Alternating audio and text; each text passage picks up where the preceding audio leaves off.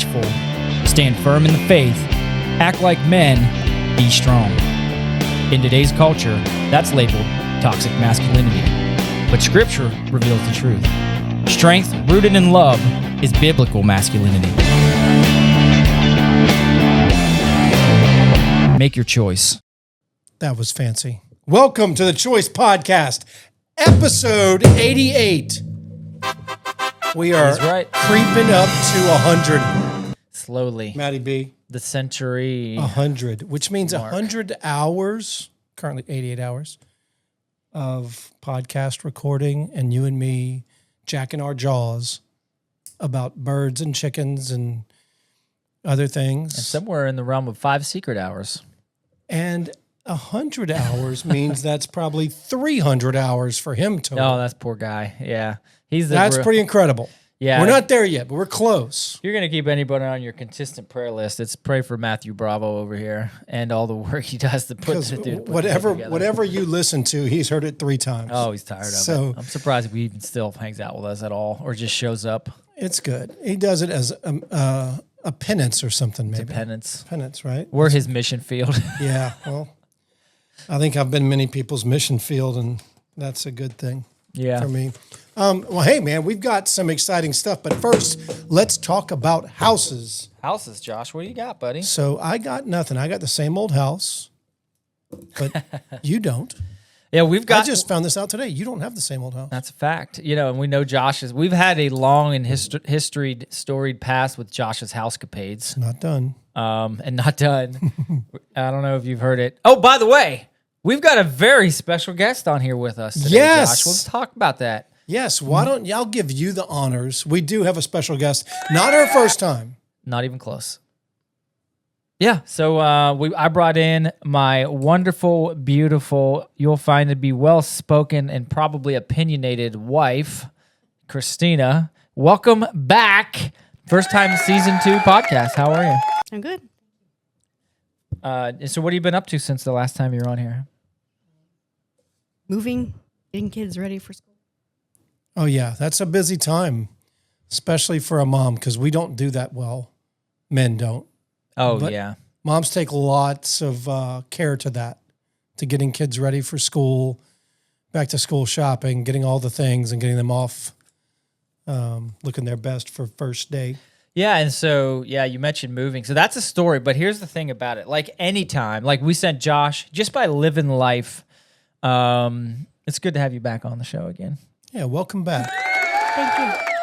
And but just by living life, we just come up with stories that just chat about because that's what really life is. It's a sequence of stories that make up who we are and what we do. But the one we're currently going through, Josh, we are in fact moving houses. And here's the please jump in here anywhere you want, Christina. And there's more to it. So it's been a fairly stressful process. Would you agree? Yes. And one of the things that we continually have to remember is that if he blesses it, he'll handle it, you know? Oh, there you go. That's a good one. And that's the thing. That's the theme here, which we didn't set out to intend to be our quote-unquote witness in this situation, but it is another opportunity to really speak to his glory and his grace and him putting his hand of providence upon all the things that he blesses that you know, and you pray for. I mean, so was that a nod to the founding fathers? Which part? The hand of providence? No, but it can be. We'll call it a nod. By the way, great job on the dinner tonight. Yes, it was excellent. What do you call that thing? Dinner. Yeah. It was dump it in the crock pot. But what was it? It was just spaghetti with sausage. I wouldn't call it spaghetti. It was some goofy noodle thing. Springs. The sausage was incredible. Where'd you get that from? It was all good. What'd you do with that sausage? I just cooked it. Was it like special type? Mm-mm. This is why I do the podcasting. And we don't cook. Yeah. He's like, no. I mean, I didn't know if it was like a Jimmy John's. Actually, it was Costco bratwursts. That was good. Use them again. It was very juicy. And so, the witness here is this. You know, we're moving house. We've been looking for 8 months. And we found when we found the place, we knew what it was. And here's the story from the beginning. Okay, this is how it's been revealed to us, and this is like new developments, Josh. Like within the last 72 hours, Okay, let's other hear it. stuff. And then we were looking. How many do you think we looked at? Hundreds. Well, yeah, on Zillow. Like how many do you think we went to? Probably like 2 dozen. I would couldn't say. deal with hundreds. I'd have never gone that. I quit. No. Probably about 2 dozen of Yeah, I'd houses. say that's probably close. And so, for whatever reason, it wasn't intended to work the way it was for each of the houses. And then all of a sudden, like the one came online that we ended up being under contract for right now. And we were both out of town on a Saturday, and it came online as a coming soon. And the first available day was a Sunday. We're like, well, look, we're not going to get to see it till Tuesday night. And they had appointments stacked up for showings. Like, put us on the list. Because they were stacking appointments up all day Monday and all day Tuesday. All right, ready to go. Well, it turns out on that Sunday, this is all part of the story. It'll matter here in a little while, Josh. I'm ready, brother. Bring That Sunday, a big storm rolled through and knocked down a bunch of trees and limbs, apparently not trees, but limbs and things like that in their yard, and they wanted to clean them up. They needed a day to do it. So we went from being the last people to see it on Tuesday to the first people to see it on Tuesday. All right. Yeah. And so, but because of that luck, we got to meet the owners before they left because they let us come in a little early. Okay. And I spent more time talking to the owners. She was still out of town. I spent more time talking to the owners than I did viewing the house because I only had there was 11 viewings that night, starting at 5:30, and I had 30-minute window. Got there a little early, got a chance to talk to the owners, went over my time into like my view time. I was only inside for like 10 or 15 minutes, and like you can go outside, but you don't have to leave. You have to go outside because the next family's here. I'm like, holy cow. But anyways, but the point is like because of that relationship that I was, we established out of the gate, they ended up reaching out to our realtor like the next day asking like we have offers. When are they going to put theirs in? Because we want to accept that one. Right. Right? I'm like, wow. So like there you go. Like that was sealed it. And essentially That's worked what back. you did was a little counterintelligence tactic. You built a relationship with that guy. Bad move or good move. Good move for Yeah. you. Right. Bad move for the guy who was the second viewing of the day. Well, it was. And they came pulling in. I said, you're going to hate it. Yeah. And his wife said, is he serious? I'm like, Got a funny what do you smell think in I'm the gonna basement. say? Yeah, exactly. I actually did say that. And they looked at me like I had 3 eyeballs. And I was like, I don't care. Yeah. And so long story longer because I have more to it. We put in the clean offer and they accepted it right away, Nice. obviously. And we've been working through that ever since. But But here's at that point, you're stuck with 2 houses. yes, we are stuck That's with 2 talk about houses. add stress now. Yeah, because now it's like, do I rent? Do we sell? And that was a whole rigmarole thing that we can get into. That we'll just talk about that real quick. And then long story short with that one is we went back and forth. We put it for rent, in which houses in this area and that price range and that square footage that we have currently, they've been lasting a day and the people are fighting to get them because there's not a bunch. We had 0 people come and even ask about it Really? in 7 days. And I said, this doesn't feel right, doesn't seem right. Yep. Like we're not like take it down. Something ain't right. That's what we said. I said take it down. And he's like, really? I was like, tell me what I owe you for your time. Yeah. Like renter guy. Yep. And it was like $320. And so it wasn't like a free thing we did. But I was like, tell me what I owe you for your time. And I know it's not right. This isn't what we're intended to do. Because it was 0, not like 1 or a couple or some people were thinking about it. Not 1 phone call. Wow. So the 2 days later, we made a decision that day that we were going to sell it, right? Mm-hmm. And 2 days later, we put on the market, and within the first day we had a what do you call it, open house. We had a contract. 3 That's days, incredible. 3 days on the market. 7 days couldn't get a renter. 3 days it sold. Come on. Yeah. So that was meant to be for that family. And in fact, this family that this now says a prolonged story. The family that ended up putting a offer on our house and we accepted they drove past a week before looking at a house down the street and drove by and said, that house will never go for sale, but if it does, That's the one they that's want. the one I want. And they got their within they got their a couple dream house. days, it went for sale. There you That's go. their story. Tell me that wasn't Providence, right? That's pretty cool. And you like the people. You got to meet those Love them. folks Yeah, too. we met them today. They were great people, really good people. I'm looking forward to a friendship with them. That's cool. And well, there's more to that story that I like. He's like, look, I got you, but this has been stressful because we go back and forth. Like this is the most stressful part because there's like two priorities or two things I'm obsessed with this house. One, I want to use to advance the kingdom and bring Him glory. Number two, I want it to be a smooth transition for the kids because they're all three high school age kids. Oh, sure. And Madison was the middle. She's the middle child. She's 14, going into 9th grade. Was the most brokenhearted. Would you agree? Yeah, I would say so. She cried her eyes out on the phone, and it broke my heart. She didn't want one to move. She's like, Dad, I made friends. I'm in a program. Like, she broke her heart. And so we finally got her coming around. But so her and Levi, because we're going to go to school in the new place. Sid was going to stay here and go to the current school she's going to because it's a 40-minute drive from the new house. But she's in two very specific programs that she had to apply for that were competitive that she got. Then I was like, yeah, that makes sense. Those are really important to you. I don't want to pull you out as a senior. 4 days ago, what email do you think we got? She's out of the program. They're discontinuing it this year, right? And I'll tell you, that's what happens when you listen to the Spirit. Bro, and then what happened when... You got to be tuned up. Dude, and so what happened when you called down to Spotsy? They had a spot within 15 minutes of answering. In what? Same program. In the program that she wasn't going to be able to do. Wow. And it was a competitive program. Like, we got a spot open for you. Come on. Wow. And then to add to that, because Madison didn't really have an activity in high school, didn't really know what to do. We're going to a smaller school than we were. The one we're coming from is a massive school. Mm-hmm. Sydney got, unfortunately, she got cut from the volleyball team as a junior. Made it freshman, sophomore, got cut as a junior. But guess what? Crazy. She went to the volleyball tryouts, open gym yesterday, and so did she took her sister with her, who wouldn't have tried out if her older sister didn't go with her.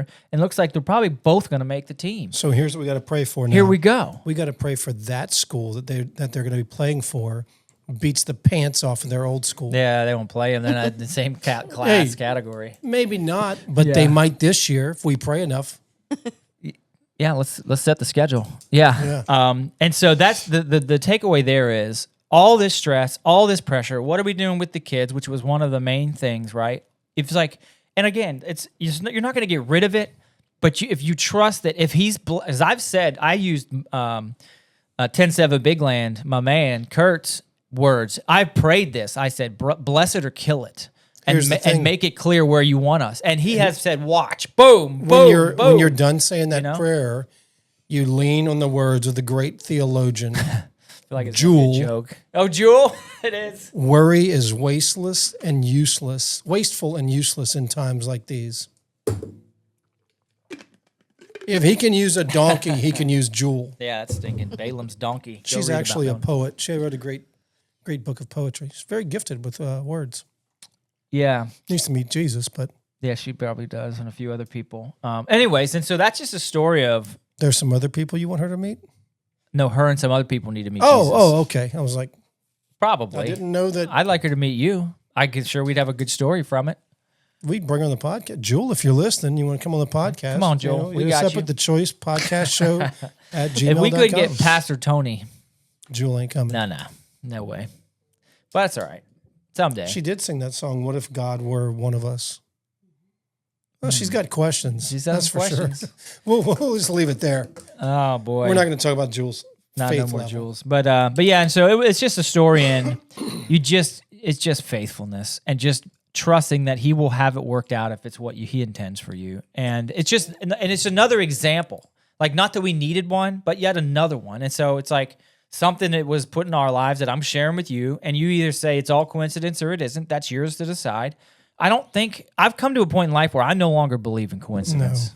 No, I don't. And if you're in touch with prayer and the Spirit and daily conversations, and you're openly and actively looking for these things, you'll find them. Yeah, you'll find these out, and you'll listen, and you'll follow what you're supposed to do. There you go. The Spirit will lead you there. But anyways, cool. Josh, that's cool. A little. Well, good for y'all. Congratulations. Yeah. How far away are y'all moving? About 30 minutes. So it's drivable. Oh, yeah. We're not changing churches. We'll be here. Good. Right. Then congratulations. Yeah. On the sale of your house and purchase of the new one and the school stuff. I know that's probably an extra headache for you with new school program, new schools, whatever board and all that, yes. enrollments. get all registered and all the back to school nights. And Yeah. She's done the lion's share of the work. It's been impressive to watch her get those kids in those programs. I have nothing to do with them, just watching her, and she's like on it like a. Can you keep talking? I'll fix her microphone. There's something I've got to do real quick. Yeah. Just the way it's set up. Josh is a king technical guy. Oh, he's got a fancy thing. Watch this. Oh, whoa. So now Looky here. I'll be able to see you because Oh, all I yeah. can see is all the piping. the here. piping. Oh, piping. Can we hear you now?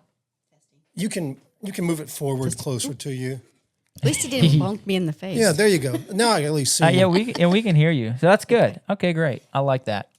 But we Yeah. have, so Well, we've there's been trying. Go ahead. There's another thing. You can say it. I'll let you. No, go for it.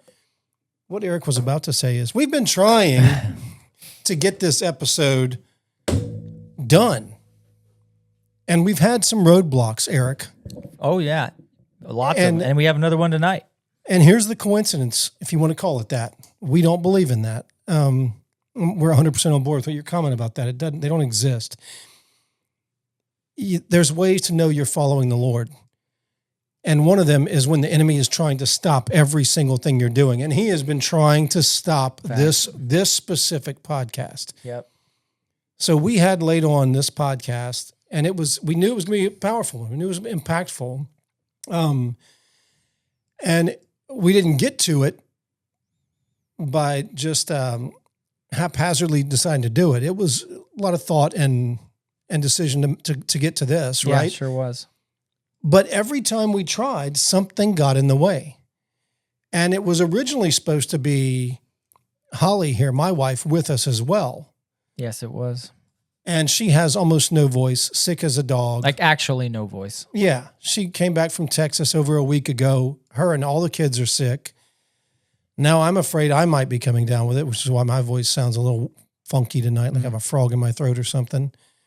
Sound fine to me. Sound fine to you, Maddie B? Well, thanks, guys. Maybe it's Thanks, the congestion guys. in my ears makes my voice sound weird in my head. You sound normal to me. Okay. Well, good. I'm eating I will take a Certs. mint. Throw me one of them suckers, will you?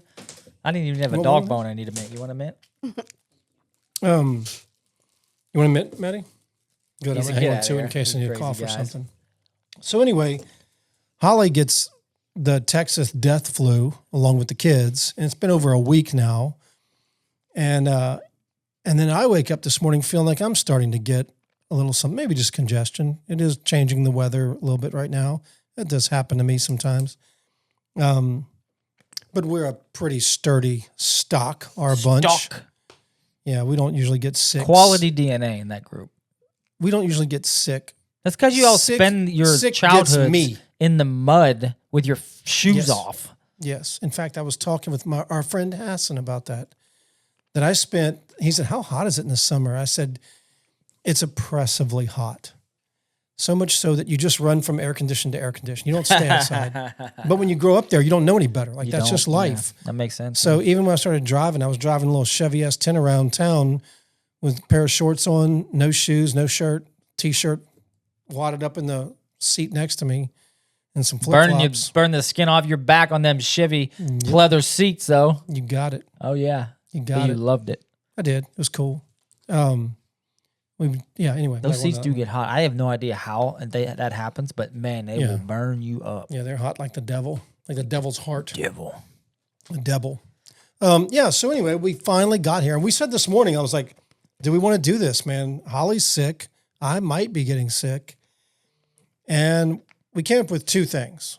First, we We're kind looking of at Maddie laughed B right now, and yeah. we're like, the enemy wants this not to happen. Right. And two, I said, if I am getting sick, I could be down for a week. True. Look I how think- much further out it's going. So we just decided I think there was 3. We were afraid of what Maddie B would do to us if we didn't record tonight. Yeah. Because he don't like a last minute or a skippage. Yep. He ain't down with the last minute change when we tell him to book this in his schedule, and then we say, never mind. Oh, boss man. Yeah, he'd have us. And like, all right, both you boys are getting written up. So, anyway, so we just told the devil, stuff it. And here This we are. testimony is getting out, and I'll tell you why. You can look this one up real quick. Revelations 12:11. Okay. and they will overcome him by the power of the blood of the Lamb and by the word of their testimony. Nailed it. Dude, Amen. the Close devil book. can try to get as sick as we want. We can overcome him by putting our testimony to words, because people can say, hey, I don't know if I believe all these miraculous stories in the Bible. It can't make sense to me. Well, let me tell you what happened in my own life. You can't come at me against my word, my testimony. That's right. And in most cases, in biblical cases, it's 2 or more are required for a testimony. That's why we call, when you go to court, you give your testimony.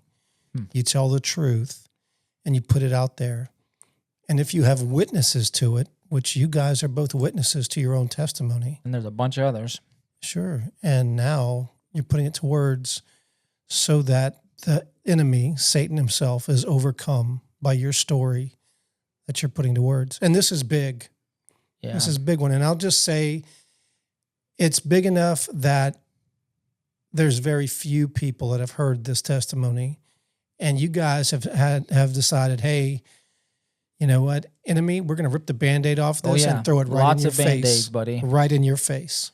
Because, and this is a story of a lot of things, I think, at least what I know of it. And I don't know all the details, but I know this. There's a story of brokenness, and then there's a story of Jesus radically changing your hearts, and then healing that brokenness. And that's what he's good at. That's the heart of God. That's what he wants for each of us. We're all broken. And while my story might be a little different than yours because of certain details, certain roads I chose, and whatever, it's just all of it is the same thing. It's without Christ. It's a wreck. Yeah. And he comes on the scene and he makes beautiful things out of broken things. And that's the story. So I'm excited to hear it. So thank you both for having the guts to come on, because here's the other part. And I'll shut up in just a second, Eric. But No, you're good. Here's the other part. There's a lot of people that sit in church for a lifetime and don't even know what their testimony is because they've never even given it a second to think about it. And I'm sad to say, not just some churches. I would say most all churches. I would even bet a paycheck. It's every church. There are faithful Christians in there that don't know their testimony, have not thought it through, and it tells us that we have power in it to overcome the enemy. What are you doing if you're not thinking of your testimony? And here's the other thing. What joy and life are you robbing from people that God loves and is brokenhearted over by not sharing it? So kudos to you guys. My hat is figuratively off my head. You have a nice new hat, by the way. I do. It's a Joe Bonamassa. Won a little concert action recently. Yeah, a little bit. You're right, and we'll get started, I suppose. But everything you're saying is right on point, and please chime in here, Christina. But, there's a lot of reasons people don't give their testimonies, and some of it's guilt. A lot of it, I think, is shame. 100%. That's the enemy's tactic. Some of it is how are people going to perceive me, we, us, whatever. Will our relationship change with some people? And would you agree? I would agree. And at the end of the day, as we've worked through this, and it's not been easy, because there's less than 10 couples, we'll say, who know our testimony, close family members who haven't heard our testimony. And, it's like you rip the Band-Aid off, and we're just going to put it out to the world. And here's why. Because not that we want, it's hard, it's difficult. We've had some, tearful conversations, and within the last 2 weeks leading up to this, right? Goodness, what's it going to look like? Or what's, how's it going to, and then I was like, we came to, here's the conclusion we came to. Who cares? You know what? Here's the reality, though. He's the same God that was there who died on the cross. Here's the cool one. I wish that was mine. Jesus didn't need the cross. I did. Oh, that's good, Josh. I did. And everybody out there listening needed the cross. And he was thinking about them on the cross. He was thinking about my screw-ups. So here's the cool thing, though. Here's what I hope for you guys. I know your testimony is powerful, And I know the way God has made beauty out of ashes in your story and in my story. And I think getting it out there the first time like this, Yeah. the first big time, I mean, I know a few, like you said, a few people know. After that, I think God will continually use that story to bring more and more people. And that's And it. you're making the kingdom crowded, dude. That's what you're doing. And here's the thing, and you keep saying your story, but I don't think and that's why we're here and why we're doing this, because it's not our story, and it's not yours, and it's not Matty B's, it's his story, right? He orchestrated that for a purpose, which I can say with 100% certainty sitting here today. I was going to say standing, but we're not standing. Yeah, well, But you I can say with 100% certainty, he orchestrated that because it is going to be used by him in ways we'll never know to hopefully, we prayerfully bless other people to a degree where it was a curse for us at the time, or at least it seemed that way, and it'll become a gift for somebody else. Why? Because we're not letting the enemy win. because he didn't get the story. No, He doesn't get it. No, exactly. He doesn't get He'll to get it in the face He in a doesn't minute, get to though. call the shots.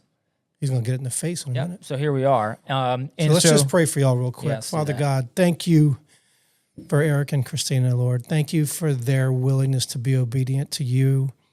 Thank you for their willingness to come forward and open up to everyone who's listening and share the story of what you did in their lives. Lord, I pray that you would give them the words, that their words would be your words, and that the story that you would have them tell would touch the hearts of others who are lost and hurting. Lord, I pray that while life has already come from this story, that even more lives would be encouraged and changed by their story. And I pray that they're sensitive to your spirit and to each other, and give Matty B and I tender hearts and strong shoulders to lean on. And we love you, Lord, and we just do it all for you, and that your glory, and that you would be honored in Jesus' name. Amen. I don't think we haven't prayed on the podcast much, have we? In a while. Yeah. Yeah, I was thinking about that today. And so we do a lot of goofing around on the podcast, but this will be pretty serious for a minute. But we'll talk to it. But anything you want to mention before we get started, babe? I don't think so. Then let me fire a question. Yeah, Did y'all grow up in church?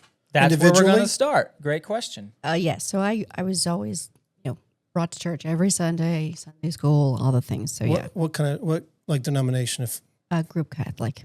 you grew up Catholic, okay. So I spent a lot of time in a Catholic school, so I didn't grow up Catholic, but I have some understanding of what those words meant. 'Cause there's a lot of catechism Yes. and things like that. Mass. Yes. What about you? Were you Catholic, Eric? So yeah, that's kind of the beginning of our story, and that Okay. leads up to where it begins. It's a great question, almost like we planned it, but we didn't, Maddie B. I promise. And so she grew up Catholic, like she's saying. And what about you? I grew up Methodist, Protestant house, but surrounded by Catholics. My grandmother is the closest thing to a nun I know, still alive today. 95th birthday was in July. All right. Happy Well, it's still birthday, July. Grandma. Yeah, she's a champ. But Catholic Church was the only church in our small town, and that's where everybody went. But my dad wasn't. My mom was, but my dad wasn't. So we went to Methodist church. And she grew up Catholic, but Christina, also a big part of this, grew up in a abusive. Was that fair to say? I would say so. Yeah. In a trauma-laden household. Yeah. Do you want to anything you want to add to Yeah. that? I came from a broken home. And it was, due to my father's abuse and his alcoholism and many other things that I prefer not to discuss. Sure. That you said your father, or is that a stepfather? My father. Mm-hmm. And so they, at a very young age, Christina was kind of, and again, this is tough for her to say, so I'll help her through this, but, less than the age of 5, pretty some traumatic experiences that put them in and out of the courtroom and things that single-digit kids should never have to do and testify against. Yeah. And that's what led us into, but I didn't know any of that at the time. Even when we got married, I didn't know any of that stuff. How old were y'all when y'all met? So we were, I was like, Tell me just that was the next graduated thing y'all were college. going to say. It was. We're on the same wavelength. That's exactly right. And I was 23. You were 19. Yeah, we was a 3 or 4 year split depending on the time of year. Okay. And we met in June and got married in December, like any good young lieutenant would do at the basic school. There you go. But you know, as you can deduce from that, we didn't really know each other well. Didn't spend a lot of time really establishing our relationship as young kids before we kind of like started to do life together. And Christina became, you know, so you've got her past, you've got my past. We get to Marine Corps time, and then and then right away she's pregnant in February. So after we got married, and then Aiden comes. So now y'all met one. in what town was it? Y'all met in Small town Pennsylvania. Small town Pennsylvania, and first duty station that when you married him, where did y'all go, Christina? Here, Virginia. Okay, so Quantico. 19 years old, you're married or 20? I was married at 19. Okay, so 19 years old, you leave home, move to Virginia, Which also wasn't a smooth event, and now you're violent event. a wife of a Marine, no less, and you're pregnant in a different state. Correct. And That's a lot. I didn't grow up in a military family. Oh, Either. well, welcome to the military at that point, right? Yeah. Jump in the fire. Mm-hmm. That's a lot to deal with at 19. And so we had our hands full. And as you could imagine, for me, and right away became like, I'm a career focused guy because it's brand new. I needed, you know, we're A-type people and needed to be successful. And so right away, I know I've got a young wife and a kid on the way very shortly thereafter. And personally, and we didn't really have a church we were going to for even the first few years because she was Catholic, I was Methodist. We were super busy. Sundays were for studying, flight school, whatever, and not for family or not for our faith for sure. And so that became our weekends, and I was growing a lot closer in relationship to my job, J-O-B, than I was my brand new, you know, young wife. That's big, man. And over the course of the first 10 or 11 years of our marriage, that was the story. Like, I was married to the job. I was gone several months a year, deployed or in CONUS, just not home. When I was home, I don't know, would you consider me there or absent? I was trying. I mean, I was there, and I spent a lot of time like doing things with the kids, but not a. What was your experience of that? He would come home. He'd need a recoup, time to like recover from the work week, and so that would entail a good nap or a couple days. Even. So I later learned. Because of like what you're dealing with and everything else, like and the tempo, it was like chronic stress over time is a real thing. Oh yeah. And when you come home and like you're asleep within, like I'm talking at 7 at night, within minutes, and you don't wake up till the next morning, or you spend all day Saturday asleep on the couch, or all day Sunday asleep on the couch. Let that be a lesson to those who don't know what it is. Chronic stress or chronic sleep fatigue or chronic fatigue is a real thing, and you don't recover from that in a weekend. That takes weeks or months. If acute fatigue, you could get tired after your bad night's sleep or two. But like repeated stress, lack of sleep, pressure. Anyways, and so when I say we were married and we did life together, we were doing our best, right? But we didn't have a relationship with the Lord for sure. We had a religion, right? So you had some head knowledge. Oh, for sure. We grew up in the church. Yeah. But we had no relationship. No heart. Nope, I wasn't reading scripture. Like, we weren't going to church. I had no relationship with our Lord and Savior Jesus Christ, for sure. And we were doing a lot of things that young 20-year-olds would do, in the secular world. And what we weren't doing is we weren't growing our relationship closer. Again, Well, that's tough because if you think about it, what you said is 23 and 19, you're married. You move to a different state, and all of a sudden, there's no handbook. Well, maybe. You're just trying to do it, trying to make it look like what you've seen in your life, but you're working, you're trying to progress in a career because as a guy, we're thinking the better I do in my career, the more that's correct. The more I provide. For her. Yeah. So I'm providing for her by really working myself hard. That's the idea. And it seems noble. It's a good thing, but it's not a godly thing. And Garrett's preached on that. Not all good things are going to be godly, and not all good things are going to help your marriage. That's correct. And so you said 10 or 11 years of this. Yeah. So now think of 19, and now she's 30. You're talking a third of her life is married to a guy who, I'll just call it spade a spade, is somewhat absent in the marriage because he's literally married to and a career. figuratively. Yeah, that's exactly right. But this isn't just my story on that. No, it's that's mine a too. military story. Yeah, it's mine too. Yep. Or anybody who's like married to their job, right? What's your idols? To pick one. You said earlier, we were talking pre-show, some people's idols is work. Yep. And we have to guard against that. Without a doubt. And I didn't know that at the time. And I'm like, look, successful, this, that, Sure. this qualification, this rank. achieve, blah, blah, blah. But all that, it's like we're going through Ecclesiastes. All that's vapor in the wind, Josh. Yeah. Because, and this is what proved that. Do you have anything to say up to this point?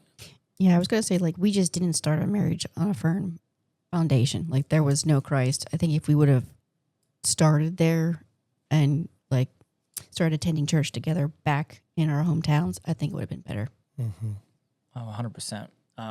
And so we came to a point around year 11 where I've said a few times the nuclear weapon in the foxhole occurred, which is relationships outside the marriage. We'll leave it there. Mm-hmm. And it was to this date the most stressful thing I've ever gone through, and it was an immediate and devastating impact to like a lot of things, and insert guilt, shame, Absolutely. fear, Sure. deceit. There's and you name the thing, betrayal that I experienced right there, but anger, yeah, for sure. And so. And say it's like, it seems easier for you to talk about now, but yes, we've gone through it for 8 years and we've rehashed this thing several times, and it'll never get easier, or it'll never go away, but it will get easier.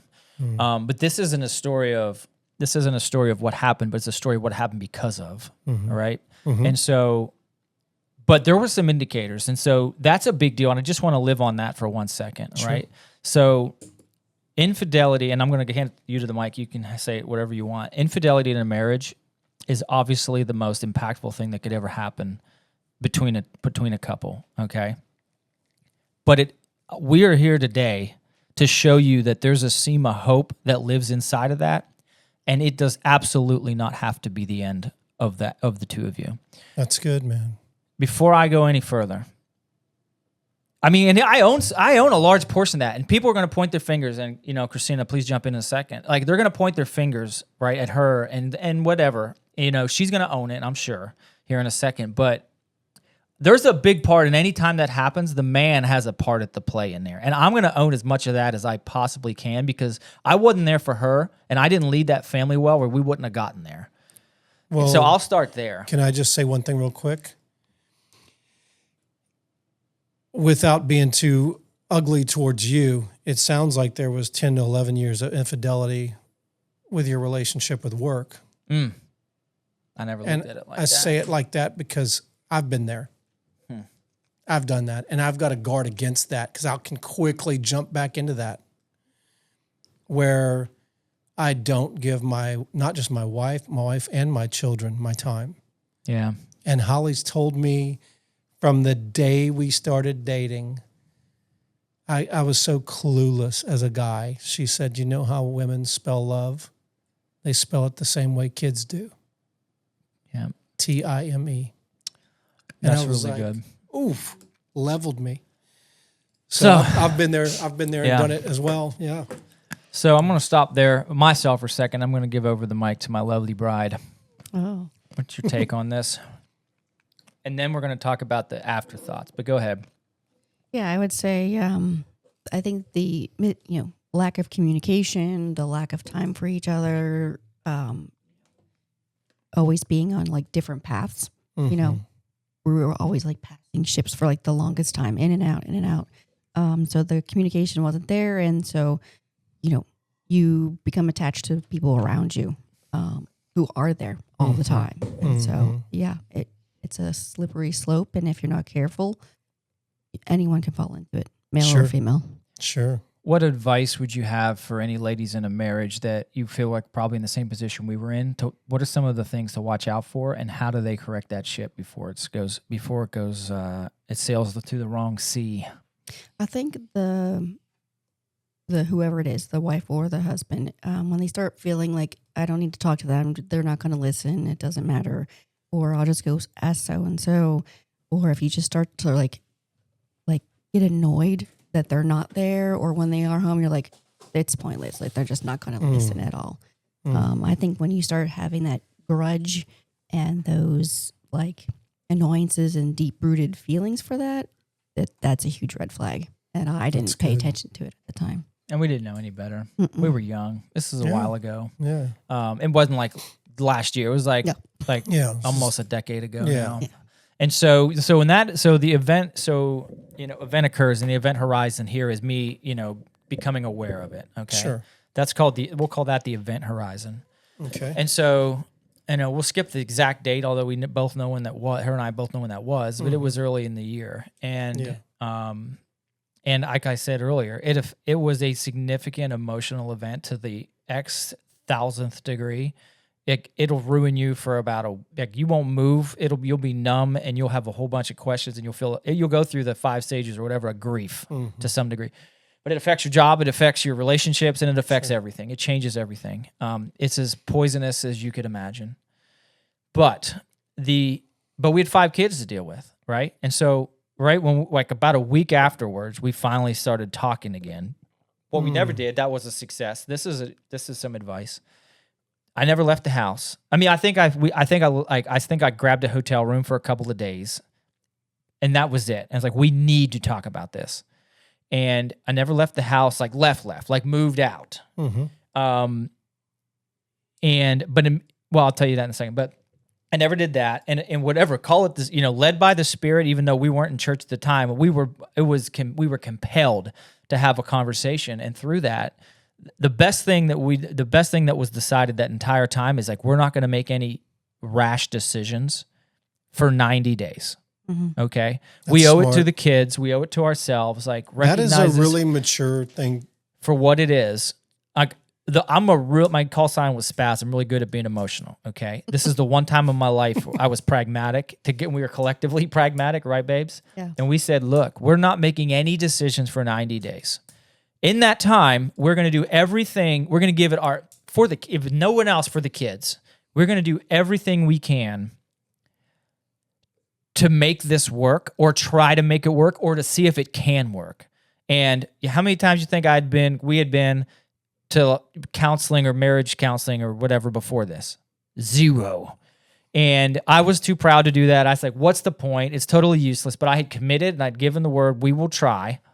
And honestly, it was the best thing we ever did. And now I recommend it to anybody, all my friends that are having any marital stuff whatsoever, buddy, trust me. And it probably, and I'm going to hand you the mic here, it probably comes down to communication. And that's what you'll learn through counseling. And they say that all the time. That is where it became the realization that I didn't know my wife, and we've been married for 11 years. That's huge. Isn't that crazy to think about? What say you? Yeah, the counseling did help a lot, because they were able to break it down. How do you communicate? How do you perceive it? What to do when you start to feel angry. Do you immediately explode? How do you approach each other with tough questions? And we're I don't know. We were kind of completely in the dark. And so they kind of gave some tools and helped us walk through the process that we were currently going through. And so definitely. Yeah, and it was some silly things, but when you're married for 12 years, you're 30 years old, and you're whatever, and you're like, hey, here's the pack of cards that has a bunch of questions. Ask 5 a night. The questions it may have been one of them. It was something simple things like, where do you want to go on vacation? Yeah. What's your favorite color? Dumb things, but things that force communication. And you're like, I'm so simple. I don't even ask all I had to do was ask her favorite color. Guys the caveman, right? Breathe through your mouth, whatever. We don't ask simple, but it just forced or it created an opportunity to conversation. And we'd ask these stupid questions, but it would always lead to far longer conversations. That wasn't the point. The point was to just go from looking opposite directions to looking at each other and saying something, right? Anyways, that is not a big part of the testimony, but that was a big part of us starting to chat again. Excuse me. But here was the most important thing, and this is good for both people that might be going through this, God forbid you ever find yourself in this, or people that know people in this situation, is this. So in that 90 days, Josh, we were doing everything we could to see if it's something we could make work. And what we said to ourselves was, look, a year from now, there's going to be a date in the calendar that's going to define our marriage, have a definition or a definitive impact on our marriage. And on that date, 1 year from now, we said this out loud together. On that date, 1 year from now, we're going to make the decision. Is this the something that broke us, or is this the something that defined us? And that day, the very following year, that exact day, the still day, becomes our second marriage date. Because now I'm just going to get emotional. But Applause. oh yeah. Because Can I interrupt you then? yes.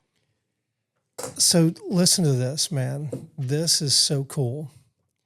I just heard this week, and I think his name is Ali Sadiq, this Christian man. He talks about wedding vows. And so I started writing the traditional wedding vows you typically hear. Do you take to have and to hold and all that? He's like, we don't get that. And he said, it took my whole life to understand what it meant to have and to hold. And he said, here's the deal. He said, my grandmother called me and said, hey, I'm having a problem with my washing machine. And he said, what's wrong with it? She said, it's broken. And he's like, all right, Grandma. So he goes to the appliance store and he calls her and he's like, hey, what color is your washing machine? And she's like, it's brown. And he's like, brown? There's white, there's black, there's even a red one. There ain't no brown. He said, when did you buy that thing? She's like, 1968.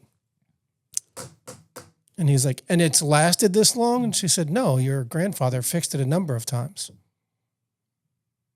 And he's like, okay. And she said, why are you at the appliance store? And he said, because I'm getting you a new one. She said, there's nothing wrong with this one. It's just broken. That's what it means to hold something. We're very good at having things, but we're in the iPhone age where this thing breaks. I'm getting the new model. I'm in the new one. Yeah. Sorry if that was a little too on the nose for you. I just got a new one. I know. That was great to work piece that of in. junk, last one. I still am holding it, But and I have it. when it comes to junk. relationships and marriages, your relationship is yours to have and to hold. And there's times when things can be broken. And we're too quick to bail on that. We're good at the have part. But what about holding on to it when it's broken? And doing what's required to care for it. You know? Yeah. Are we gonna and you guys made a commitment that is not like a lot of people would make today. Well, that's really interesting you say that, because in the midst of that 90 days, so the month was February, all right, March, April, May. In the midst of that, this is where if you know somebody, if you are somebody, or if you will be somebody and you don't know it yet, this is the wisdom that I want to share with them. The difference in that situation were the people that surrounded us. There were two very close friends to this day, Spencer and Nicole, who happened to live. And you think that God didn't have a hand in this? They couldn't get a house on base. We lived on base. Then a house on base miraculously, probably not a miracle, but like in an uncommon circumstance, opened up. He didn't qualify because he didn't rank high enough. He was a captain. It was 04 housing. The base commander said, hey, and we knew him, the house has opened up. This is way before the thing, like a year before. They're like, hey, a house opened up. It's like, hey, dude. His name is Flanders. Call sign's Flanders. Like, hey, Flanders, this house is going to open up. And he made a phone call, and the base commander let him live in this house next to us. We shared the driveway. There's more to that story. You wait. He's a man of faith. He's one of them. He was an elder at church up the road. Come on. And this was a year before this happened. And who do you think the first people to come stand next to us in the midst of our shame, in the midst of this struggle, in the midst of our guilt within days? Who do you think the first two people to stand beside us were? Flanders. Boom. He's like, bro, I don't know what you're going through because I can't even put myself in that situation. Let's just grab some coffee. Bro. Dude. And they're still so good. I talked to him. He called me. He doesn't call me often, right? He called me before this. I'm like, your timing's impeccable. Once again, coincidence or not, I haven't talked to him in a month. He called me, that's who I was talking to out there. Oh, man. Come on. Well, in the midst of this whole thing, my mother was part of it. She's like, look, where are you going to church? And where are my grandkids getting Jesus? And through those conversations with coffee, Flanders, remember, Methodist, Catholic. I'm Methodist, she's Catholic. We couldn't agree on a church. We never did on our marriage. The kids went to a Methodist preschool. When I was deployed or gone, she'd go to Catholic church with her friends. And he said, over those coffees, and Nicole was right alongside of her as well, hey, man, why don't you come to church with us? Like, inside that 90-day window. So, like, boom, bang happens. We're starting counseling. We're doing our best. So you made the commitment, the two of you, to just work on this for 90 days, see what happens. Exactly right. And in that 90 days is when this Flanders And in that Nicole, 90 days, we came to the conclusion that we weren't going to let that date live in infamy. That date was going to be what defines us in a positive manner, right? Because that's our second marriage, right? And now it's a celebration instead of glorifying the sin. And inside of that 90 days, Flanders, we're having these coffees, and he says, "Why don't you go to church with us?" It's a non-denominational church, because we couldn't agree. And Sure. we've had these conversations, where we going to church, but because we didn't have a great relationship, we weren't walking the Ecclesiastes 3-stranded cord. Jesus wasn't in the strand at all. There you We go. were easily divided, and we would never agree on a church, right? We'd been at periodic intervals, religion but not relationship. And he Sure. said, "Come with us." There you go. And it was Mother's Day of that same year in May. And we did, because he's like, "Look, it's not a Catholic church. It's not a Methodist church. You guys shouldn't have anything you don't want to come see. Come and see, right?" And buddy, when I tell you, that was the beginning. That day was, I know what date it was. It was Mother's Day in that same year. That was an ironic on Mother's Day, really. And that was the beginning of our journey of faith and our relationship with Christ and our saved again story, Josh. And I'm not telling you it was easy. I'm not telling you I recommend it. I'm not telling you we're proud of it, because we're not. But what I'm telling you is our Lord and Savior Jesus Christ and his Father will use it, not for us, but for somebody else. And we've come across plenty of times since then where that wisdom, because we ran through that fire and became refined like more pure gold, like you mentioned, that's been used to speak, encouragement into others. Because I'm telling you, and we were never really specific about the details, Sure. but if we can survive what I know we went through hell for that first few months, and it wasn't easy for years, still in perfect, but like you wouldn't know now, because we've recovered, and now it's rather than a source of weakness, it's a source of strength, which is exactly the opposite of what the enemy wants it to be. And I'll tell you that story of redemption, because that's the good news. That's where I want to focus. But we needed to tell you how we got there before I tell you where we come from. So Sure. Go ahead. Do you have anything that you wanted to add up to here, sweetie? No, I would just say, it's the communication. You must make time for each other, and in that process of that 90 days. And Was it easy or hard for you? The 90 days. the 90 days, it was hard, I'd have to say. There was a lot of tears, a lot of, spats back and forth, pointing fingers, all the things, the Sure. normal things that you would expect. But I'd say even after that, every time after that 90 days and then up to that year, we purposely made time for each other, like coffee on the front porch or wherever. That was the only thing that was probably what saved us. And, then at a point we got to we were excited to go and do that part, And and we'll go on that story of faith, and there was a couple things I've mentioned to you before that happened. I heard a sermon, and I was seeking before even that day we stood up in church. I'm like, there's truth in the scripture, and that's the only way I'm going to get through this. And I heard that sermon I told you about when I was in the car, and it was a sermon on forgiveness. That same sermon, and I'm talking either simulcast or he showed up in person, I don't remember the exact details. That exact same sermon on forgiveness was the story of Joseph and his brothers, how he forgave them when they went back to Egypt. Yeah. That same story was the exact message in church that exact Sunday. And I'm like, if that's not a neon light slap in the face, what is? I heard a sermon, and then they played the same sermon. I'm talking like that sermon in church, because sometimes they play video sermons from like network churches. That next Sunday, come on forgiveness. And I'm like, as I'm making this, what do I do? Lord, help me. He's like, here's a sermon. Oh, you didn't get it. You don't believe me. Here it is again on Sunday morning for everybody, not just privately with you. It wasn't some ironic thing. Wow. I was like, holy cow. And then you pointed out these Bible verses. Here's one I wanted to read, Josh. It's John 8. This is a pretty good one, and this is Jesus talking to Pharisees, but listen up. Only a few verses. But Jesus went to the Mount of Olives. Yep. That sounds familiar, doesn't it? Yep. Early in the morning, he came again to the temple. All the people came to him, and he sat down and taught them. The scribes and the Pharisees brought a woman who had been caught in adultery, and placing her in the midst, they said to him, Teacher. And they're trying to trap Jesus. Teacher, Sure. This woman has been caught in the act of adultery. Now, in the law, Moses commanded us to stone such women. So what do you say? And this is where our mind's at. I'm like, yeah, let's, time, like, what are we doing here? They said this to test him. That's the Pharisees to Jesus, that they might have some charge to bring against him. Jesus bent down and wrote with his finger on the ground, and Lord knows what he wrote with his finger, because we've talked about that before. Yeah. And as they continued to ask him, he stood up and said to them, Let him who is without sin among you be the first to throw a stone at her.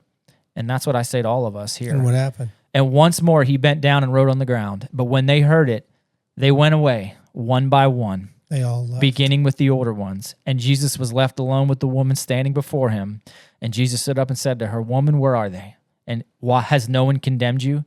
And she said, No one, Lord. And Jesus said, Well, neither do I condemn you. Go, and from now on, sin no more. There you go. That's forgiveness. And so from that day, where we were reintroduced to the faith, I would say, and our journey and our relationship with Christ began and went from religion to relationship. We met friends inside that church that immediately, grabbed us and put us under their wing. We started attending small groups. Like, we started attending church regularly. We got involved within a couple of weeks as helping the welcome team set up with coffee and everything in the morning. And we were all in. The Spirit had moved, and it was clear and obvious the day we showed up that that's where we were meant to be. And COVID happened 8 months later. And that same neighbor, this is crazy, Josh, that same neighbor that moved in, okay? And we were kind of confined to our spaces. We couldn't meet in person at church. And that same neighbor that moved in, that saved us, we started doing home church together, and it had more people than regular church had. And I was playing guitar, and he was giving the message, or we asked the chaplain friend to give the message. Between our houses and the two driveways that we shared, I have pictures, and for 13 straight weeks, it did not rain on a Sunday morning. And we had house church, and it was the best season of our life. We're in the thick of it. We're 1 year out from the worst experience of all time. And we are having the best season of our life. Were you home a little more during COVID? A lot more, buddy. Yeah, a lot. Because God can take what's meant for evil and use it for good. Man. And dude, wasn't that go home and be remote right on time? Is it ever not on time? God's timing's perfect, man. So now you've got him home and he's not going to work as much. And now you're going to communicate whether you like it or not. Eric, you're going to not spaz right now, and you're going to sit down and have conversations. Yeah, good luck. And you've got a godly man living next door to you. No and doubt his about wife. it. And if you don't think he was put next to us for that purpose, you're out of your mind. Yeah. He wouldn't even rate the house. There was no reason he should have been there. Yeah, I shouldn't even live there in the first place. And dude, there's more to it details on that I won't go into, but that would shock you in terms of there's no way the coincidence is thrown out the window, beyond thrown out the window. And so we're involved in the church. We're now involved in small groups. We're working on our marriage. It was not easy. Year 1, not easy. Year 2, not easy, but easier. Year 3, not easy, but easier than year 2. And now we're on year 9. I wouldn't say it's hard anymore, right? Would you? We're here talking about it. And for her, this is a big deal. She does, because she's a pretty private person. For her to even tell anybody, no way. But now we're telling the world, Josh, on a Friday night. This is a big deal. Well, would you? I'll just say this too, and you can tell me if I'm way off base here, but most people that experience traumatic stuff in their childhood when they're very young, they start learning, whether they like it or not, defensive coping mechanisms. So if that means keep my emotions to myself, don't overshare something because I got to protect it or whatever. I mean, am I right about that? You're 1,000%. That's what he didn't know how my childhood was until I didn't know any of that. That came out after the thing. Mm-hmm. I didn't share because I felt he doesn't need to know what's the point of that. That happened to me as a child. Blah blah blah. Or somebody's going to take what they just learned and use against me, or it makes me more vulnerable. Or there's a lot of those things. So as a kid, you learn that you don't even know you're learning it. It's just learned behavior and part of who you are, and then you get put in a position as an adult. And you just be quiet. You just or That's you so good. or Josh, you you are block right on that point. off. You You are know, so good at this. And, You're a therapist. no, no, No, he's right. Even like when we did, or like when I did let my guard down around the other ladies and like be vulnerable, it came right back. It bites you in the butt. And see, that's hard, but God doesn't do that to us. Mm. So he didn't do that to he didn't do that to that woman who the Pharisees said the law of Moses says we can stone her. No, he says, look, there's nobody that can cool. condemn you. Yeah, anybody was saying you throw the first one. And he said, so neither do I.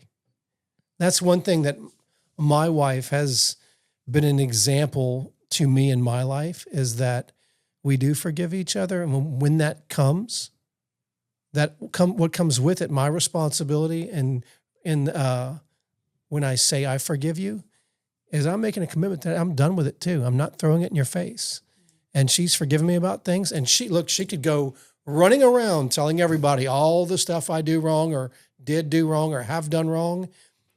But she forgave me, which means she does not run my name through the mud. And there's plenty in any marriage, either one could say about the other person, he didn't call when he was late, or he, snapped off and got ugly with the kids because he was having a bad day or something. And forgiveness happens. We're done with it. It can, and there's more to this story as this faith journey continues that I want to tell you about. But what is your thoughts on this whole thing up to this point? I don't know. I'm stumped. Stumped? What was your experience? And I mean, did you know Flanders and Nicole well at this point, or had you just met them? Were they new to you? And they weren't super new to me. No, I had known Nicole through various things with the ladies, socials and stuff. Very sweet teacher at one of the schools, and she would attend certain events. So I got to know her, but not probably to the extent that I would have reached out to her to tell her what was going on. So she just stepped in on her own. So they both stepped in and rallied around you guys as another husband and wife. Man, that's an important message. And not everyone too, did, because she was president of the Officer Spouses Club on Cherry Point and Lejeune. She was running the show, and basically the general's wife came down and said, you don't rate anymore, within a day or 2 days or whatever. Because they lived up the street. He's like, yeah, we understand what's going on. Well, you can talk about that. Yeah, they just it did make sense. It was a bad look basically for them, and it was just Cherry Point, not Lejeune. Yeah, and so but doesn't that further the whole idea of, I can't talk, I can't express myself, I can't share, I will be victimized again. And the camp was split, I would say split 90-10 against her versus a couple people that pulled her under. Would you agree? Yeah. And which we understand it. It doesn't make it right. I totally understand it. I think you probably do. I understood it too. Yeah, but that makes it a very lonely place to be. Because it's a touchy thing, and it's a shameful thing, especially in the moment. And early on it is, and it still is some degree, I'm sure. Anyway, so we're working through this thing, and there's a lot more under the surface to talk about. We're trying to stay above the waterline here. But here's what it led to. This is it's a celebration, because we start going to church as a family. We're not missing it. I mean, it just becomes, this is who we are now. Our DNA has shifted. This is what we needed. And it was clear and obvious from day one, right? This is the third strand of the cord I didn't even know we didn't have. Or needed. And within a year, we move up to Choice here, up to Fredericksburg, and we're in Choice. So COVID happened in the spring, 13 Sundays in a row without rain. We're hosting house church. We are in the Word, living in the Spirit with the Lord routinely. Bible studies, I'm reading the Bible in a year at this point. We have been saved, even not we haven't been baptized. We come up to Fredericksburg, and by July of that same year, we're now at Choice. Okay, that's where the story begins here. And it was May of that year that I end up getting baptized with my oldest daughter. So, perfect, dude. And she was the time, and she'd have been 11 years old. And, for a dad and daughter, it was supposed to be me and her, because that was going to be the moment, right? It's this is it. This is our moment. This is part of the story. She wasn't ready yet.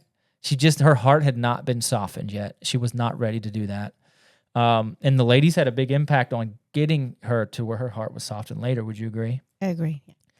And so I'm standing in the baptismal now with my 11-year-old daughter, my oldest daughter, who was not saved. And now because of what we went through and because of the people that have surrounded us and because of his grace and mercy, that life saved, and we're adding to the scrolls, the books in the book of life, and we'll be spending eternity with our kids now, whereas we were on a path of destruction. So I'm getting baptized. My daughter, I get to baptize her, right? A few months later, I'm baptizing my wife. Come on. You kidding me? In this church, in the chapel. That's what I'm talking about. And every kid has followed in baptism since then, man. Every kid has followed it since that story. And it all a marriage that shouldn't have worked. In a marriage, I'm going to try not to get emotional, in a marriage and a situation, in a relationship that was, for all accounts, dead and buried. Resurrected from the dead, Joshua. And two hurting people.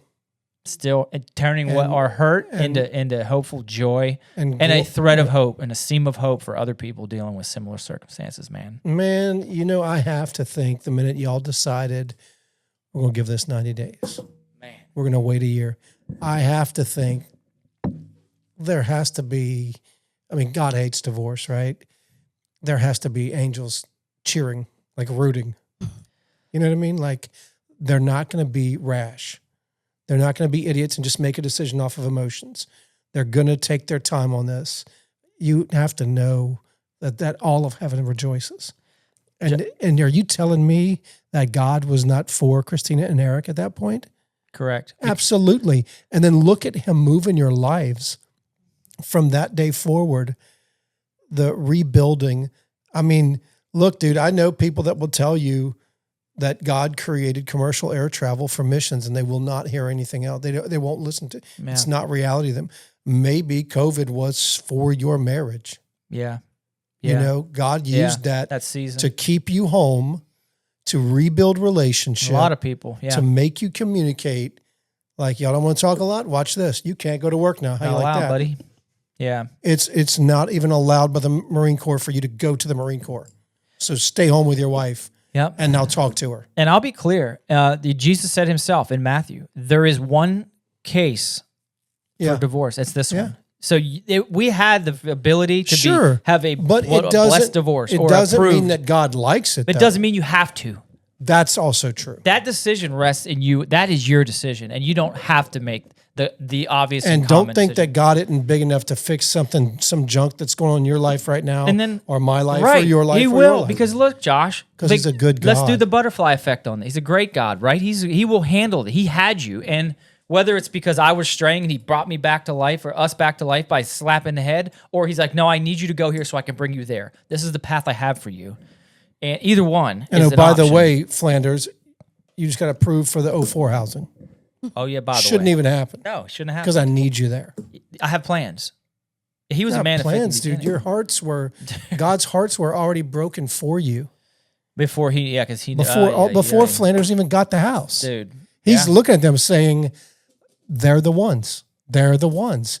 Put the right people, put the right sermon. Nope, put the right sermon again. Yeah. Put the right Nicole and Flanders next door. Put all these things because he's for the two of you. That's correct. And build that butterfly effect out. From that moment, I'll remember it forever. That moment that, that came to light until now. Let's just go down the rabbit hole and butterfly effect for a second. Marriage, the marriage went back to church. 4 kids are baptized. He's just been sprinkled. Oh yeah, Aiden. He's like he's holding out on our Protestant beliefs. Our oldest is. He's a saved man. He's the one that does a Bible study with his girlfriend at 9:00 every night. He's been doing it for 3 years. Crazy, right? But before this, BC, none of this, right? And then you just extrapolate that out. Brand the welcome team here.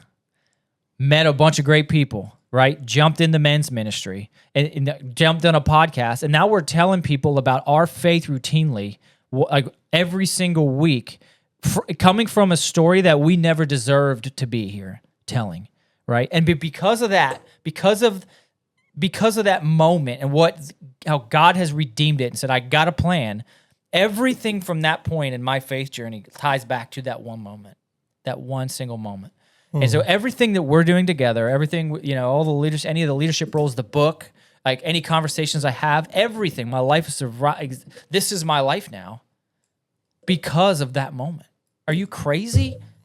You mean like we're sitting here today because that happened. He knew that was coming. He's like, I'm going to arm you with that. Episode 89. You don't know anything about episodes or podcasts, or we still don't actually, Matty B. We don't know what we're doing. He's like, but I got a plan. He's like, and oh, by the way, Christina, he's like, I know you don't want to ever tell anybody about this, but the first time you're really going to tell anybody about this, you're going to tell the world. You're going to tell the world, and you're going to enjoy doing it, actually, by the way. Are you crazy? Is that not proof enough that God exists? Are you crazy right now? Because you shine light on the dark, Josh. The dark don't run because it's got no place to run to, buddy. Yeah. So this is a light on the dark moment. That's exactly right. It says the dark can't overcome light. It cannot overcome the light because it doesn't exist without it. What say you, sweetie? I don't know if I love this. Lo, she doesn't love this? Yeah, you did say, and you're going to love it. I think you did say that. Did he say that? Yeah. She loves doing it. I heard it too. I was like, does she? Yeah. Maybe I'm going to love it. Maybe he pointed at me. I don't know. That's the most married comment ever, actually. Yeah. No, I don't. But what do you say in this whole thing? What has your journey and your experience been? And what encouragement for the ladies do you have in this? It's definitely been rocky, but there's always going to be highs and lows of it. Like Josh had said, forgive each other, let the past stay in the past. Talk about it when it's necessary, and like this moment, and just keep pushing forward. Yeah. Would you say you're happier in your marriage today than you were in those first 11 years? Yeah. Yeah. We asked that exact same question earlier when we were kind of prepping together. Be like, tell me we're not in a better... Like, do you think, I said, we're in a better spot now than we were the day we got married? And what was your answer? Well, my answer was a lot different because I was working and I was still typing. I'm like, I don't know. What? But yeah. Wasn't the answer you were supposed to say. I know. Well, I was... for the transparency. That's but fair. I was like, it's definitely different. I can't say we started out well because we didn't really know each other. So we definitely know each other more than then. So yes. Yeah. And now with Christ at the center of your marriage. No question. Yeah.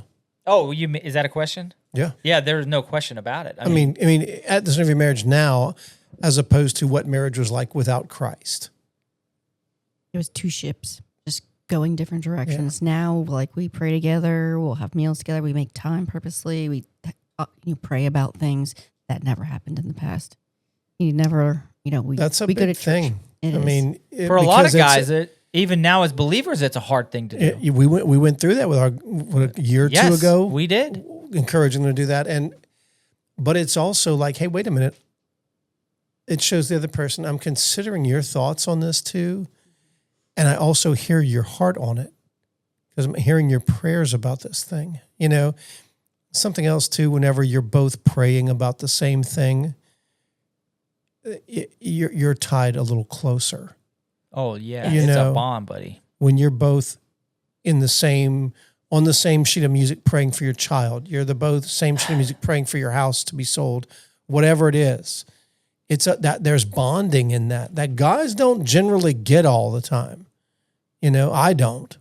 Yeah. I'm like, a lot of guys and myself. It's anti-tough guy too. It's like, you gotta be a little, feel like, I'm a soft guy. Yeah. When's the last time you said you loved me? I don't know. I told you I loved you the day we got married. If something changes, I'll let you know. Like that's the guy mentality, right? Mm-hmm.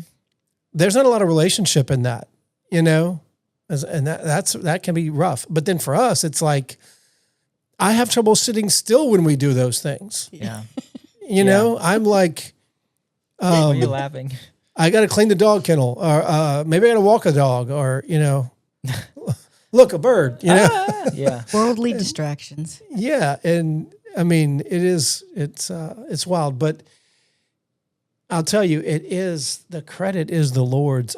For all intents and purposes, you could say that either one of you could have said, "Okay, enough's enough. I'm out of this. Yep. I've had enough." And that thought absolutely crossed our minds. And then to say, "But wait a minute. Mm-hmm. But let's wait. Let's see if we can if we can salvage a relationship, and man, you've held a beautiful family together.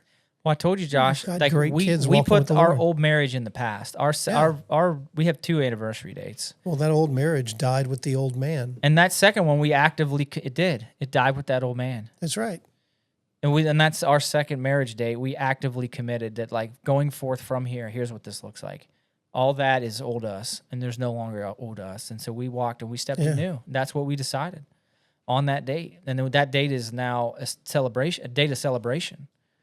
Vice a date of some other, however we want to call it, man. Yeah.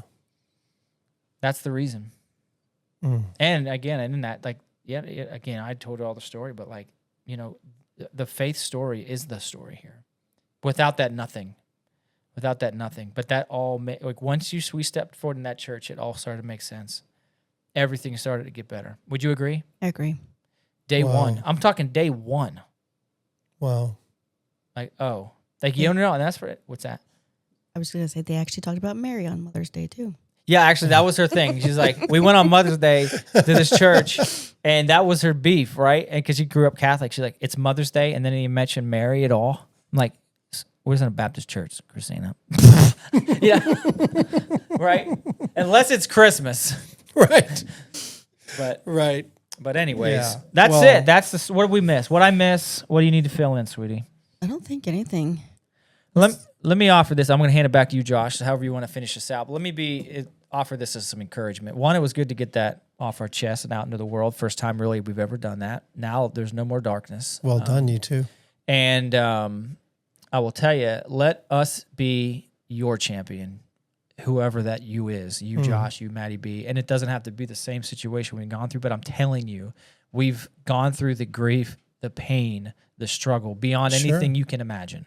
Sure. Let us be your champion today or tomorrow with something that you're going through. And so will she. We'll walk right alongside you with it. And that is how we're going to take that curse and turn it into a blessing for somebody and that's else. serious. And so if you're listening and you're having some marital struggles and whatever that means, don't think that you're alone in it, right? Is that fair? Don't think that you're alone and that it's all over or it's not worth fighting for. Yeah. Because we're to have and to hold each other in our relationship with our spouse. So don't be the spineless punk that just says, I'm just here to have it when it's convenient or when everything's going well. Sometimes life gets rough and you have to hold it, that marriage. Yeah. And sometimes it means you got to fix it and work on it. And guys, sometimes that means you got to invest a little bit of your time because that's how women spell love. And so if you're going through that, hit us up at the Choice Podcast Show at gmail.com. And Eric and Christina, I know, would be happy to pray with you, to talk with you, to counsel you, to help you walk through it. But the truth is, it's a victory story. Same as Samir's is a victory story. It's got some sad parts, but the reality is, just like God was brokenhearted and after the heart of Samir and Samir's wife and Samir's kids, he was brokenhearted and after the two of you because he wanted you close to him. And he reached out to you. And it's obvious in ways that are undeniable, and you can't excuse him as mere coincidence. And now he's got you back. Yeah. And now he's got the heart of your children. And now you've just changed what the enemy was trying to destroy. Generational curse to some degree, I think, with especially. Yeah. And you in this case, it's no question. And we, this was the PG/PG-13 version. And so for anybody that wants to walk through this, like that is walking through it, like we'll go off air and we'll give you the real raw righteous version. Yeah. Let's grab coffee and talk about it. It wasn't necessary. Like I think you handled it here. I think you both handled it very well. But there's a lot more, really nasty details that I'm happy, and she probably would be too, happy to share with anybody that wants to have a conversation about it. And so there's more to it. So come find us, and I know what you're dealing with. She knows what you're dealing with. We dealt with it. Yeah. We didn't cover all that, but we didn't need to. You got the point, I think. Yeah. But we were willing to. But the reality is God is there for all of us, no matter how far you can't be too far gone. Your marriage can't be too far hurting for him not to step in and fix and repair and make it better than you thought it could have been. I mean, I've got to think that in the throes of all of this, in those 11 years when it felt like your spouse was distant or you were trying to do everything, because we go to our default button, which is overwork. Yeah. Overwork. Show her I love her by working harder, doing, and while you're stuck there feeling like he would just rather be at work than be here with me, and I'm just raising his kids for him, that's frustrating on both sides. That can't be too far gone that God doesn't want to come and fix it for you. Yeah. All we got to do is get out of the way of ourselves. Just turn around. And turn to him. And that's the thing. Then the Father runs. Runs back. Dude. Comes running. Rips me up every time I think about it. Yeah. While he was still a long way off, the Way Father off. ran to him. Yep. He's coming You know what he back. did? He humiliated himself. Yep. And Took his ran to shoes. him. Yep. Didn't run. Yep. Kicked them shoes Dude, off. are you kidding me? And he got there and gave him the best of everything.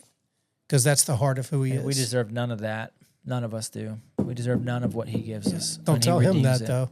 Yep. He's not interested. 'Cause Here's the signet. He said, hey, they get the best of the best. These Yeah. are my children. And all of it is pardoned. All of Man. it's paid for by Christ. How about it, buddy? Hang all of it on the cross. It's already done, over, and he takes away guilt and shame. Yeah. And we're all guilty of the guilt and shame. We all have a role. So, man, that was great. I thank you both. Christina, I'll give you the last word, but I think going back to those, here's one more thing that's kind of a little bit off your topic, but it's still interesting to me. I'll go back to those wedding vows. I hammered to have and to hold a bit. But here, did you ever think about this? The next three lines are for richer, for poorer, for better or worse, in sickness and in health. You realize there's one that's out of order? Better or worse? It's like richer, good thing, poorer, bad thing. better. Better, good thing, worse, bad thing. Sickness. Why'd you put it over there? Interesting. I think it's because that's going to come. That's the world we live in. That one will Until come you to you. find the health. Yeah. No, I think, just our physical bodies, not our spiritual bodies. Yeah. Oh yeah, In we your- went through that. In your marriage, the better, you might end up with the better. In your marriage, you might end up with the richer. In your marriage, you will get, guaranteed, you're going to be sick. Guaranteed, I'm going to be sick and you're going to be sick. So just because I get sick and I'm not the 23-year-old I was when I married my wife, well, I was married till I was 30, but I had a bunch of junk I had to work through. But I'm not We'll find gonna, about that next podcast. I'm not going to be healthy like I once was. There will come a time where you're married to an old man who's Bro. who's too Who's old bald. who's too I'm old to bald go now. I'm not even that old, I think. Who's Shut up, too Matty old? B. He's laughing. he's too old to go duck hunting. He's too old to go golfing. You better What in wheel the- my butt out onto the boat. That's right. I'm shooting me a duck. Boys, sons, are you listening? Are you listening? Yeah. Hold this shotgun up while I pull the trigger. Yeah, my daughters would take me before my sons would. But They love me way more than them. but Dumb boys. I'll tell I love you, them, though. the sickness is coming. Bro. So you I better didn't even tell you this part. It's better like look. we had so much going on. We just overlooked it. say it, bro. Month one. Oh, like so. Month Nuclear one. weapon Okay. in the foxhole inside the 90 days. 90 days. 90 days. Month one. So we're talking day 1 to day 30 of the 90 days. Diagnosed with cancer, Christina. Yep. I did not know that. Yep. How are you doing now? I'm good. Yeah. We had to have surgery. Just had to have a hysterectomy because of it, which was kind of upsetting for me as a woman. Of like, I know we had already had all our kids at that point, but I was like, that's what makes me. Yeah, it's part of Oh, me. yeah. Are you kidding me? So we're going through this in the relationship, and within 2 weeks, or 3, it's like now we're going through a battle with cancer. And what do we do here? Surgery 1, surgery 2, still have it. Surgery 3, we're just going to go for the whole thing. All this is when it comes, boy, it comes. I don't know why I brought that up at the end, other than you said the sickness, and you're exactly right. We didn't even forget about maybe forgot it about was that just, part maybe of it it. was just a visual picture for you of the Lord. Man, something else. Just, It was- he but identifies the cancer and gets it out, man. came on out. Major change happened. I meant in marriage too. It took all the Yeah. cancers. Oh yeah. Took him out. Yeah, that was you're exactly right. And he got it out. With that, Mm. remember this. Yeah. Men of the world, Matty B. They follow trends. We love you guys. Thank you for tuning in today. Hit us And- up. And next time for Josh and Holly. Men of the world. Follow trends and men of the faith and women of the faith, like our dear friends, Eric, and Christina. They follow truth. Make your choice.